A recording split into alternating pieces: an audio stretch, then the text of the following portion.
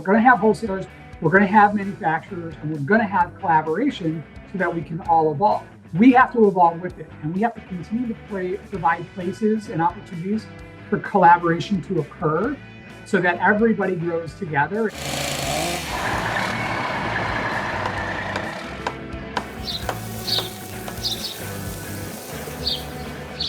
It's another beautiful morning here in Melville, New York.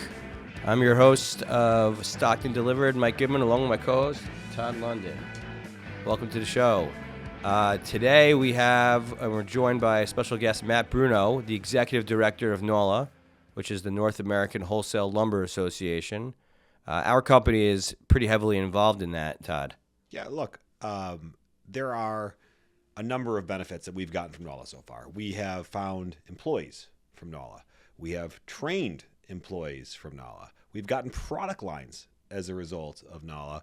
And typically, if we have a problem that we don't know how to solve and we want some industry expertise, we've gotten that from NOLA. And NOLA over the past 2 years, like many consolidating companies, has really struggled with some membership. And Matt, in the last 2 years of his career here, has taken what has been a traditionally very strong company and made it even stronger. And I'm just excited to hear about all the things that he's going to do and all the things that he's doing to really make this organization that we've come to love even stronger. Yeah, it's a great association. I personally am involved in some 10 groups, which is groups of people that get together and network. They really do a good job of putting people in the room together and have a lot of benefits. So excited to hear what Matt has to say. Excited to learn from Matt, and let's take it away. All right, so welcome back to another episode of Stocked and Delivered. I'm here with my co-host, Michael Goodman. I'm Todd London, and today we have Matt Bruno, Executive Director of NOLA. Matt, thank you so much for joining us today. Yeah, good to be here. Thanks for having me. Appreciate it. So we're going to cover a spectrum of things, but I guess just to get started, do you want to tell us a little bit about who you are, what you do, and how you got there? Sure. Well, again, I'm the Executive Director of the North American Wholesale Lumber Association.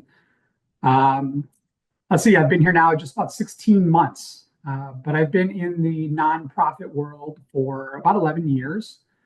My career journey is a little bit eclectic. I actually went to college and studied clinical psychology for 4 years, and then decided to jump over and go back to school for some graphic arts degree, and started at a little graphics shop storefront in the suburbs of Chicago. That was my first real job in an industry. So again, it's kind of a weird track, right? So I started there, and then I worked in that business. We were like a little $250,000 shop, and we decided to make some big bets. This was in the early days of web to print, and we started our own web to print operation and grew it to $2 million in about 5 years. And it was pretty exciting. So I got like a front row seat on how to grow and scale a web-based business. So that experience led me to an opportunity where I started running international graphic construction programs.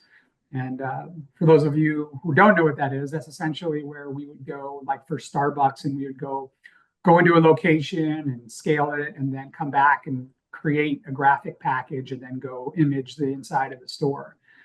And that actually led me to sort of my, the longer part of my in-profit, if you will, career, where I then spent, the next about 7 years doing that. And I did it for companies like Starbucks, Sunoco, and MoneyGram International.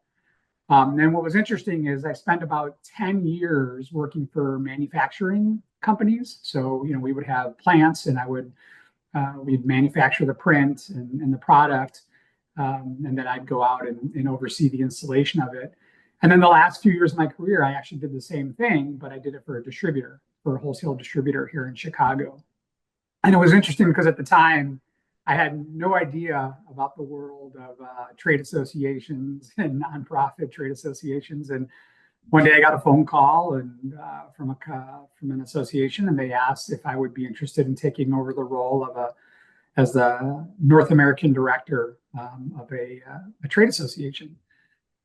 again, not knowing what that meant, I found out that it was a trade association was a place, a nonprofit that would be focused on connecting, manufacturers and wholesale distributors. And my unique sort of eclectic road of spending, 10 years working in manufacturing and then, about 5 years or so working in distribution sort of led to this perfect recipe of, working in trade associations. And so this was about 11 years ago. I worked, as a middle manager for a couple of years for a few different associations, and then finally got my first executive director role running a print and paper focused association. And so I did that for about 7 years and ran, different, essentially the association's focus was on the mills, the production mills across the U.S. and Canada, and then connecting them to the merchants. The big merchants, I'm sure some that Linda Meyer Monroe and the manufacturing side, Domtar.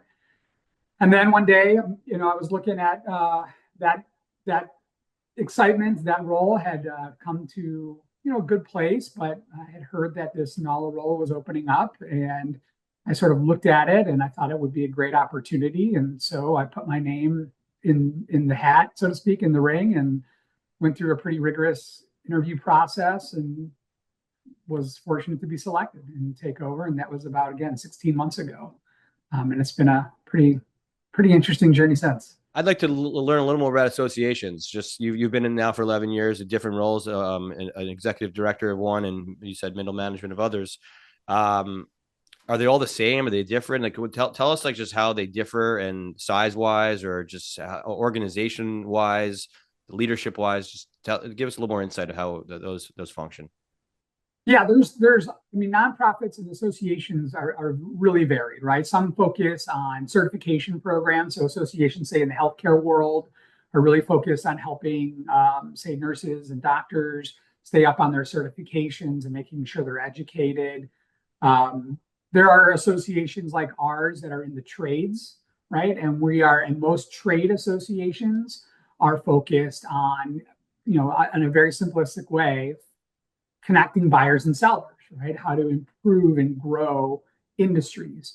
And inside those trade associations, some of them are political, right? They have influence on Capitol Hill in the US, where they're, helping lobbying efforts to make their industry, reduce regulation or perhaps influence some changes to policy that might benefit the industry as a whole. Whereas other trade associations may simply be focused on education and networking, or a cause of some sort that they're focused on. Associations, not all, but ours specifically is a 501c6, so we are a nonprofit. And so a lot of times when you hear the word nonprofit and connecting them to foundations or associations, it's really sort of the structure that makes the difference. So, in a 501c3, essentially, you're taking grants and you're trying to use your funding arm is coming from, donations for the most part. Whereas a 501c6 is your income or your revenue is coming from your members. So members are all paying into, and that money is going to help benefit the members' businesses or the members individually, right? And so, not all associations are 501c6, not all are 501c3, and sometimes not all of them are any of those things, right? But it's really just focused on a cause. I think the simplest way to look at an association is, they typically are associated with a purpose and a mission, and that collective mission is what the members or the benefactors are all working towards. That makes sense. For NOLA specifically, do you want to tell the audience a little bit about what its specific purpose and mission is? Yeah, I'm happy to. We're about 132-year-old association, which is, it's a significant legacy. No doubt. And it's funny because, it started 132 years ago because, as you both know, and I'm sure the audience knows, right, the lumber industry has been around a lot longer than 132 years. It's one of the oldest industries in North America. However, when the retail sector started really picking up, a lot of the mills and manufacturers were going direct to the retail side. And what that was causing was, a lot of pressure on pricing and allowing the retailers to kind of just price whatever they want, right? They could buy it at dirt cheap. And so a couple of, at the time, a couple wholesalers, again, this is 133 years ago, they said, this seems unfair, right? Like we have to create some price separation. We have to be able to give consumers price competition so that we can keep them, level and give, customers a better way of buying. And so that was essentially the basis of NALA 132 years ago. So they started in New York City and then they expanded from there. In your mind, where does NALA go next? What's working really well that you want to expand upon? What's something that you're saying, hey, I think there's room for improvement or growth here? That's a great question. So first I will say this, that, when I came into NALA and what was attractive to me was, I've had not an extensive experience, but 11 years is pretty good experience and exposure to the association world. And what made this opportunity really exciting to me is because I look at I typically would look at three metrics for health in an association. The number one thing is the industry, right? So associations are, as you would imagine, are very tied into the industries they serve. So if an industry is healthy, the association should be healthy too, right? And NALA was healthy. NALA is healthy. And so for me, that's like, okay, great. That's check that box. That's fantastic. The second thing I would look at would be, what's how engaged are the board and the members? And as you just stated, right, like the engagement is really strong. The board is highly engaged.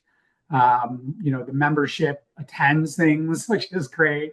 They participate in our benefits, which is great. And then the last box I always look at is, what about the staff, right? Does the staff like to be here? Are they doing good work? And in this case, they were. Most of our staff has been here a while, and they've been doing good work. And so you might ask, like, what would you do, right? Like, well, if you're coming in all these things, sure, check the boxes, yeah. What's right? Yeah, like what? I see opportunity for huge growth, right? I see a lot of opportunity for this association to maybe expand upon 132 years of strength and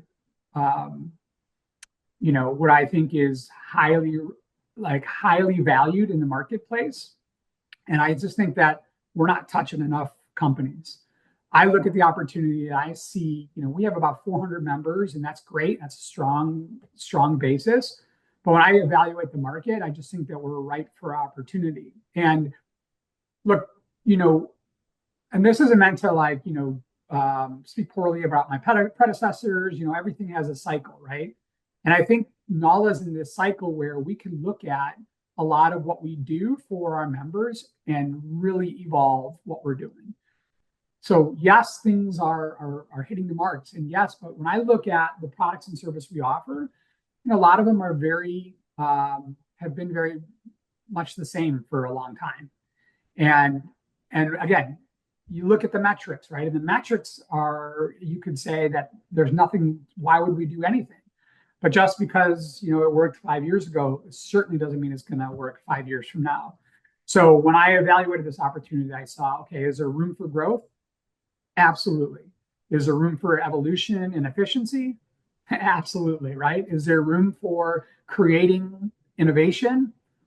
100%. And that's what I'm hoping to do with NALA. So to come full circle to your question, what we've done at NALA just simply over time has created opportunities for our members to have a career life cycle with NALA, where we have entry level things, where we have mid-management things, and we have senior level things. But we never really kind of explained it that way to our members, right? This is how, when you have new employees at your company, this is how, how to get them trained. And this is where they go next. And then this is where they go from here. Right. So one of the things, we're doing right away is we're creating that efficiency. We're creating that story to say, look, we have the opportunities for our member companies to train new people through going to our Wood Basics programs. We can introduce them to the next level of their career by going to the Young Emerging Lumber Professionals program. From there, they can start attending the regional meetings that we do, 6 or 7 every year across Canada and the US. And then, obviously, then you get to come to this big party at Traders Market, right? Where everybody's having a great time and you get to see this thriving industry.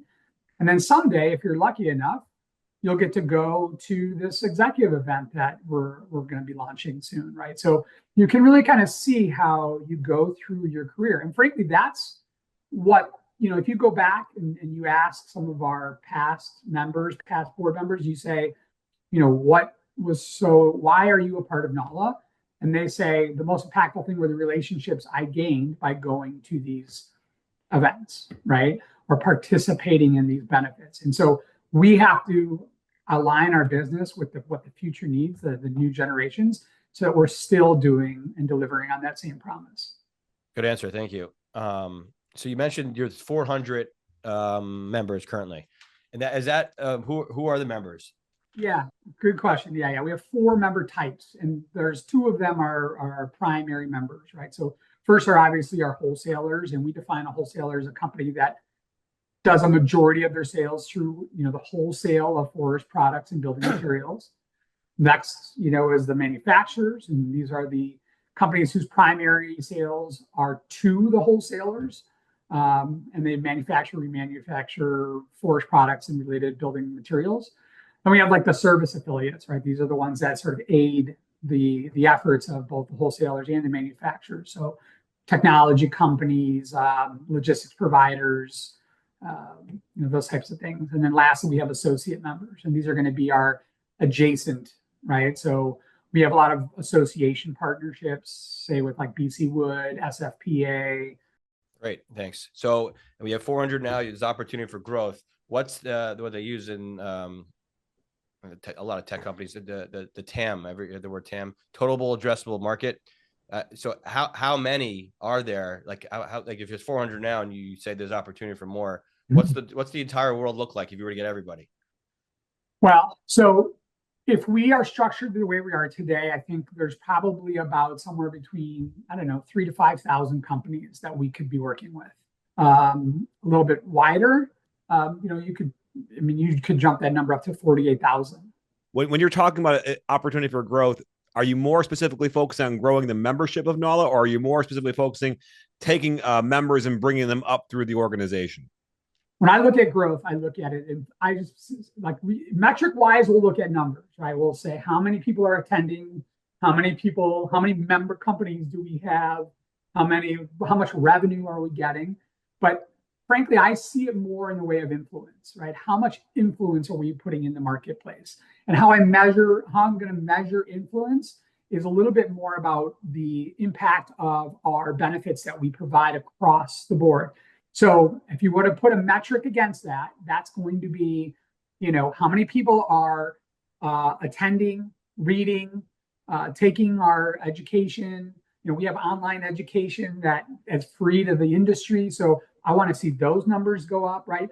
And then what I want to see then is the eclecticness, probably the best word to use, but of the diversity is maybe the best word to use, of our membership. So right now we are heavily concentrated in certain parts of the US and certain parts of Canada.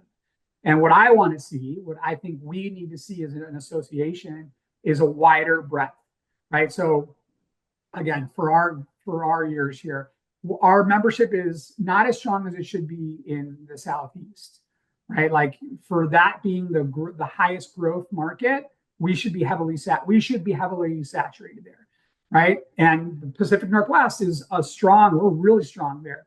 And I think NALA has followed sort of the history of the industry, right? But we haven't moved as quickly as the industry. So we're heavily consolidated in Pacific Northwest, Vancouver, BC, and then down into Portland, Washington area. And as you go east, we have a good amount of members in the Northeast. So Toronto, Ontario, Quebec, down into Maine and New York. 132 years ago, it was founded in New York. A lot of New York in the area uses Doug fir, which comes from the West. Do you think there's a correlation Right. there of why Yeah, of the course. membership It makes is strong? plenty of sense. Yeah, Mm, why the membership is Yeah, strong, 100%. strong in the Pacific Northwest. Yeah, So 100%. And again, like this is a problem, and this is where I think I've been able to lean on some of um, my expertise, or I guess my learning from managing other associations.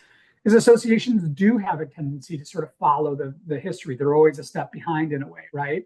Just because we don't have the resources and we don't have the flexibility uh, world to pivot quickly. Like we've got a lot of stakeholders that we have to influence or take along for the ride, if you will. So if we are deciding to make a big shift in business to the southeast, you can imagine that there's people in the Pacific Northwest that are going to be like, wait, why are we always talking about SYP now? Like, why are we yeah. always talking about Eastern materials? Like, what happened to Doug fir and cedar and right? And it's so we have to be strategic about making those shifts. From your perspective, I think I understand the geography thing. Is there a segment of mill manufacturer or distributor that you're looking for that you don't think that you currently have a great grasp on? Hmm. That's a really good question that I would love to give more thought to. I think my gut reaction is always, right? I think so, thinking that we're like the wholesale lumber side of this industry, right? Where my immediate thought is always going to how is the wholesaler changing? What is the wholesaler doing differently now that they were not doing 5 years ago? And what I think to answer that question, frankly, I look at companies like yours, and I look at some other of our wholesalers who have started to diversify a little bit, not just because they're going to start representing building materials companies, or now we're going to represent this non-lumber product. I'm not as much concerned about that. What I am interested in is I'm seeing wholesalers starting to have a more active role in manufacturing. So whether they're bringing in remanufacturing, which I don't think that's new, but I think more wholesalers are doing that now. But I think where wholesalers are, frankly, in a little bit more of a, what's the right word, advanced position, is that they are adopting technology a lot faster than the manufacturers and finding ways to marry automation with labor to enhance their capabilities quicker. So, and what I mean by that is I look at some of the wholesale companies that I've visited over the last 16 months. I've had the ability to visit about 35, 40 member companies and wholesaler and just trying to really get a feel for the industry. And you can see that some of the more successful wholesalers are starting to find this marriage of those things, right? Like, where can we find efficiency by adding just a small piece of manufacturing that maybe we already have an existing customer base that is asking for this a lot. So we're going to just put it in house and capture some, better margin. It's a little long-winded answer to your question, but I think what I want to find are more of those wholesalers that are trying to diversify and kind of lean into the technology and not shy away from the challenges that it creates. Give us a little more insight of how it's all the changes that are taking place and what the companies are now.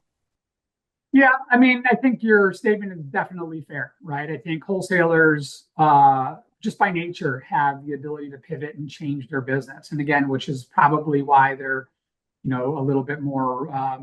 They've had a little bit more staying power, but when we look at a wholesaler, we're not saying they have to be all about lumber, right? Just like you said. I mean, our definition of a wholesaler essentially in our bylaws is, a majority, so 51% of their sales are through the wholesale channel of forest products and building materials, right? So, I mean, I look at our wholesalers now, and we certainly have a few that are still very focused on the lumber side, and we'll just call it forest product side.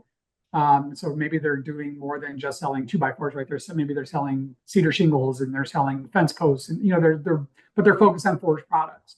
But I would say that a majority of our members are definitely more diversified than that, and more diversified in building materials to represent a wider array of that side of the industry. this may be controversial. I don't know, or maybe you're still challenged to define it. What is the wholesale channel? How do you define that? Yeah, I mean, frankly, that's a tough question. I mean, like, we look at that as like the wholesalers being the primary sales to the retail, to the yards. They're going to be the first one down from the retail channel, right? So who their buyers typically are, again, the big retail stores, the home goods stores, and then the construction yards, the builders specifically. So that's how I would say maybe we look at them as being that's their channel, and then the manufacturers are the step behind or below where they're giving the wholesalers the product to sell to that channel.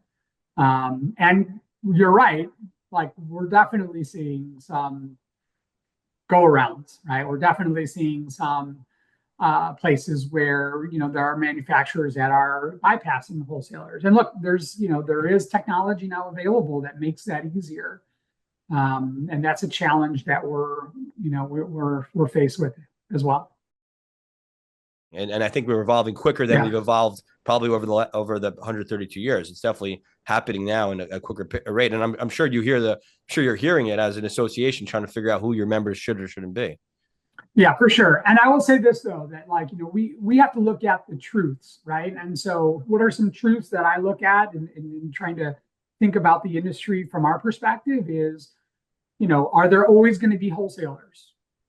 Yeah. And are there always going to be manufacturers? Yeah. So like we know that those are two fundamental truths. And the reality is if we want to live in a world where we're saying, no, you do this and no, you do that, then like, we're just never going to grow together and we're never going to grow this industry.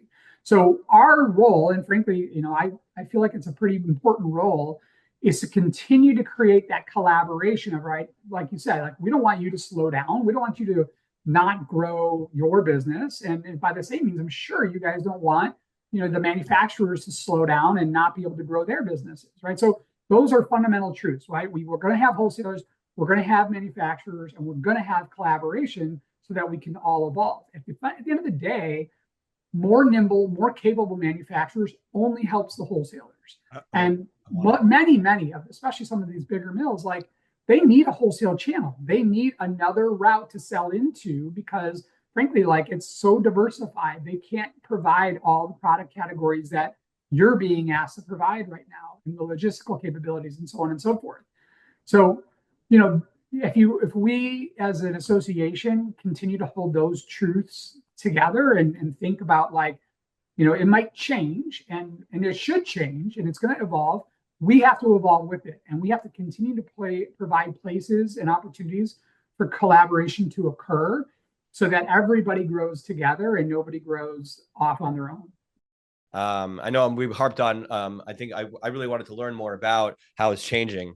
We harped on it a lot, but at the end of the day, putting them all in a room together, whoever they may be, right? And whoever they may be in 132 years from now, that's the value. That's an incredible value. Yeah. Every industry's got people that's known each other forever, right? And the families and all that kind of stuff. That's industry wide. There's something different about this industry. And I would say, obviously I'm biased, but this association, right? Which is that like, you walk into those rooms of collaboration and you've got like direct competitor sitting next to you, both of you talking to a manufacturer, and it's like everything's fine, like everything's copacetic, right? So there's like this weird relationship dynamic in this industry that seems to be just, I don't know if endemic is the right word because that's usually negatively associated, but like just prevails over it. Like it's amazing. And I think to your point, like that's why what you just said is so right on, right? Is that like we can just put them in a room and they figure out that like, okay, there are certain things I can say here and not here, but I don't mind sitting next to, company Y because look, they're going to do their business, I'm going to do mine. And maybe we can get something together. I don't know, but so I think that is a pretty awesome thing about this industry. So I'm going to transition. I want to talk about just NOLA, the organization, for a second, if that's okay. I guess if you could, from top at the executive level and then all the way down the ladder down to an entry-level employee. Do you want to talk about what NOLA is currently doing to kind of engage these members and kind of help teach them and grow? Our team, I think is fantastic about identifying ways both operationally and then sort of, I guess more strategically influencing our member and helping our member companies to do more in the industry. So what I mean by that is we've created a lot of opportunity over the years, right? You guys know we already talked about traders market, and I mentioned earlier some of our other networking things, but they have, and again, why this comes back to the volunteers, right, is we've heard loud and clear that we need to create ways for the members to support their own individuals inside their companies, right? So that was the birth of Wood Basics. And then it became a question of, well, that's great, but you only do that 2 times a year. And we limit those classes to 25, and they're going into the forest and doing all these things. But I've got somebody I just hired yesterday. Like, we have to have some. So that birthed NOLA Academy. So now we have a year-round training program that does a virtual tour of a forest and does the same thing that Wood Basics does at a lot lower cost to create, again, more pathways. So so strategically, we're thinking about how, I'm sure the same way a lot of our member companies are, is like, how do we draw attention back? I think we look at generational change in a lot of ways. The old ways that trade associations used to be successful is that, I think, as earlier was said, was you put people in a room and that's all they needed, right? But I think younger generations coming in need more than that. They need a little bit more, more touch points. And so we're trying to figure out is how does NOLA create more and more meaningful touch points? Not by sending spam and texts and, whatever. It's more about, like, when you think of NOLA, you think of premier opportunities. So specifically, right, how can we evolve Traders Market to make that the must attend event of the industry for everyone in the industry, right? We want to make it attractive. We want to make it meaningful for the exhibitors. But one thing that's certain is that we want people walking out of that event being like, holy cow, sign me up for next year, right? And then, you take it from there. And I think you could make that same statement about everything we do, right? We want to make sure that NOLA goes from being just present to being the best and the most impactful place to be for everyone in the industry. And so I will say we're obviously super users. So high praise. What do you do in the circumstance that you have non-members that are utilizing all of the benefits of a NOLA but not becoming members? How do you attack that? Yeah, it's a challenge. So we've been very, I think, open in the past about just sort of let people, play on the fringe, so to speak. And I think there's a couple ways we attack that. Number one is, I think for some of our core business things, we have to kind of put a little bit more of a fence up and make that a little bit more challenging to do.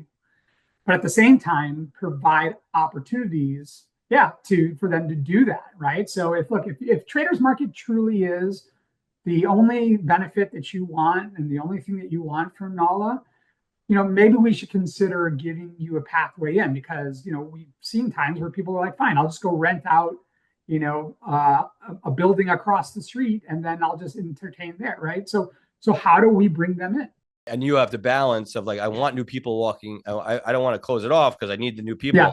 Yeah. So how do I attract new people and keep it interesting enough where they want to come and want to participate?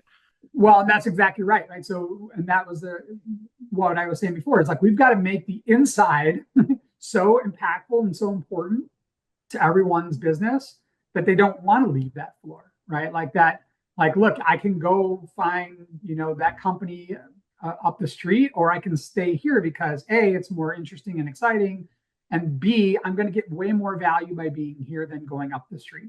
What are the 3 other parts of the top diamond fields? Or want to call it diamond mine. Diamond mine. Diamond mine. I'm not sure it's a diamond field. A better way. Well, I like going to the diamond fields personally. But are there three other areas you're trying to highlight or focus really intentionally on that you really want to bring awareness to of the areas in the mind? Sure. Yeah. I mean, from a I'll go back to what I said, our two core pillars, right? Our education and networking. And so our core pillar of networking, no doubt, is Traders Market. And I'll just mention, we're making some changes to it and they'll be felt this year. And one of the big changes is that we're getting rid of sort of the old style luncheon that we used to require everyone to go, and instead replacing it with more floor time. Excuse me. So instead of 8 hours show floor time, you're getting 10. Good for our attendees and good for the exhibitors. And we're going to insert some more exciting things. We're going to do some more activation, what we call some more exciting things on the floor to try to keep people there. So we'll continue to make that our sort of our diamond, to stay with the metaphor of our networking. So every time we do one of these podcasts, we have a couple of segments. Segments are all aptly named after lumber homage. The first segment's called Saw It Coming. It's about future predictions. If you had to talk to us about one trend that we should expect to see from NOLA in the next 10 years that becomes an ever-growing portion of your business, what would that look like? I think, to simplify it, the word is growth. I think what you're going to see from NOLA over the next few years is growth. And I mean that both from a membership count to region expansion to, frankly, everything we do in our business. We're not going to add a series of new things, but we're going to get really damn good at them. I'm going to tell you right now. And that's going to provide more, not only growth in numbers, but growth in depth inside of our companies. We get right now roughly about, on average, anywhere between 2,800 to 3,000 individuals that we touch right now through one of our programs or services every year. I expect that to grow significantly over the next few years. And we're going to do that by diversifying not only our membership base, but again, our regional specific opportunities for our members. Is consolidation in the industry going to speed up or slow down, in your opinion? Honestly, I think it's going to continue to maintain the current rate it's at. I hear a lot that consolidation is rising, but I think you can make an argument that the current market is going to create some more consolidation. And on the same sense, you could say that it's, shifting policies are going to cause people to retract from consolidation. So, it is an ever-present thing in not just our industry, but all industries. Yeah. And as the needs change of your customers, the birth of new markets are going to change, right? Who would have said 10 years ago that SYP was going to be as big as it is now, right? And so I think that consolidation is just something we all deal with, and it's going to be here. And I don't think it's going to grow significantly, but I also don't think it's going away. So our next segment is called Material Moments, more about personal stories. So what's a moment in your career that really changed how you think about the industry? So this industry in particular, maybe you could refer to as association industry or the lumber, which is only 16 months lived so far. Yeah, I think it's, and I'm not just saying this because of the current time, but I will say it really is the whole situation going on with Canada.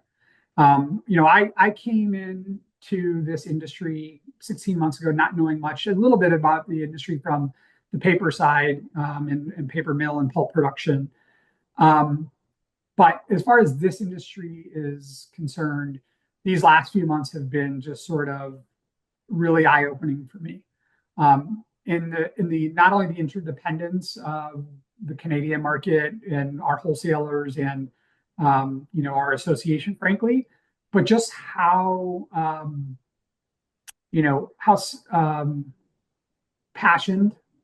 how much passion is coming from our Canadian our members about how we could, if they're what can we do, how can we help them, right? And so for me, that's it sounds, I don't know, maybe short-sighted, but I think it's really been interesting to be a part of, and it's just really been impactful for me. Of okay, we from a business standpoint, like we've got to do more. Like we've got to be able to create So this is long-winded again, but I look at our business in Canada, and I heard some things these last few weeks where it's like, well, NALA only exists to create benefit for the U.S. market. Every Canadian member is only there to benefit the U.S. market. And I look at that and I say, man, that's shocking to me. Like, we are the North American Wholesale Lumber Association. Like, we are supposed to represent all of North America, and not for one business's benefit over another's, for the entire supply chain. And so that was shocking to me to say, like, we are doing something really wrong here if this is the perception from a good portion of our membership. I mean, about 25% of our membership is based in Canada. And they think that the primary purpose of our group is to benefit only the US market. We've got to do better. So far in my short time, from an industry perspective, that's been the most impactful thing I've noticed. And that's definitely eye-opening. And I could see that. I mean, all of the events take place in the U.S. for the most part. I'm biased. I'm in the U.S., but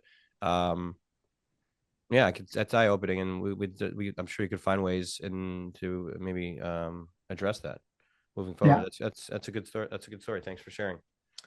In your 16 months at NALA, what's the biggest moment of pride? Well, I would say and it's hard for me to take credit for this because I can't really say I did anything. So I'm going to default to my team.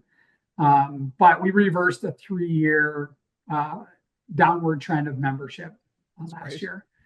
And, a lot of that work was done from the team, thinking of new ways that we can go after membership. How do we talk differently to our members? And the thing that's been exciting is that it's continued on this year. So we are, 4 months into our fiscal year here. We filed the calendar, and typically what we've seen from our members in the past has been that we've really kind of trailed membership up to Traders Market, and then when people notice that they're not members and they have to be in order to go, they start filling out membership.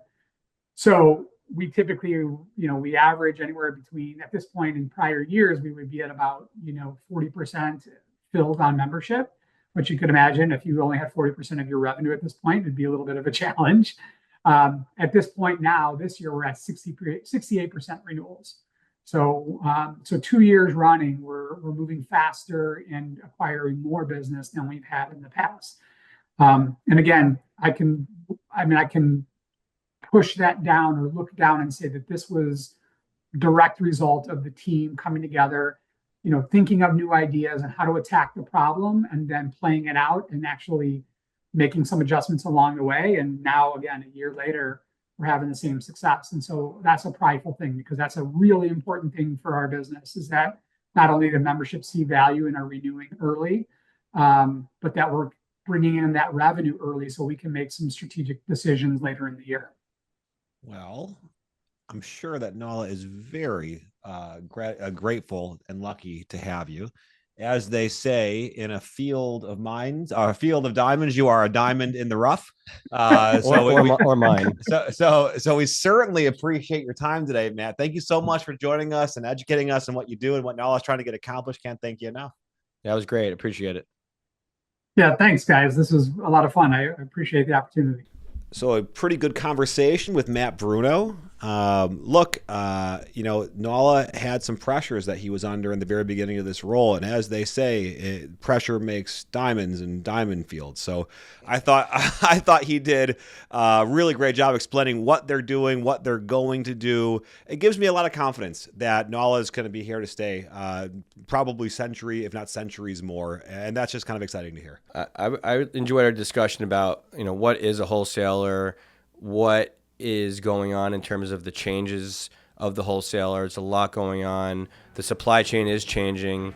The business model is slightly changing, and just interesting to see from his perspective who's a member, who's not a member, and how does he navigate that as the changes take place. So thanks, Matt. Really appreciate learning, and looking forward to seeing you in the future.